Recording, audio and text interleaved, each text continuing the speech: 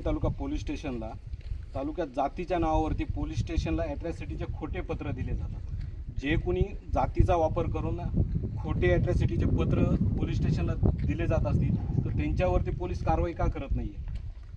पहिली गोष्ट, आता राज्य सरकारनंच निर्णय घेतला आहे की खोटी ॲट्रॉसिटी जर सिद्ध झाली तर त्या संबंधितांवरती कारवाई करायची, असा राज्य सरकारनंच निर्णय घेतला आहे। आदरणीय देवेंद्रजी फडणवीसांनी निर्णय घेतला आहे आणि त्यामुळं जर तसे तुमच्या निदर्शनास येत असेल की खोटे ॲट्रॉसिटीचे यांनी पत्र दिलेत आणि हे तर जेवढं काही आमच्या हातात आहे तर नक्की आपण तसं करू। याच्या आधी झालं की विनय सावंतांवरती किंवा अशा बऱ्याच जणांवरती खोट्या ॲट्रॉसिटी दाखल झाल्या। साहेब, स्वतः माझ्यावरती 9 तारखेला पोलीस स्टेशनला एक अर्ज दिलेला आहे का सुनील चासकरने इंदोरी फाट्यावरती काही तरुणांना शिवीगाळ केली, जातीवाचक बोललं असं पोलीस स्टेशनला पत्र दिलंय।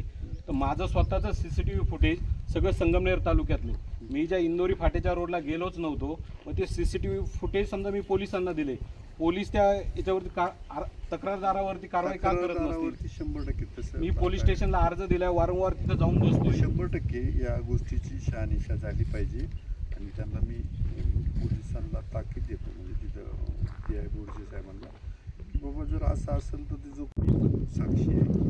अशी बऱ्याच ठिकाणी राजूर पोलीस स्टेशनला असेल, अकोले पोलीस स्टेशनला असेल, खोट्या ॲट्रॉसिटीचे गुन्हे दाखल झाले।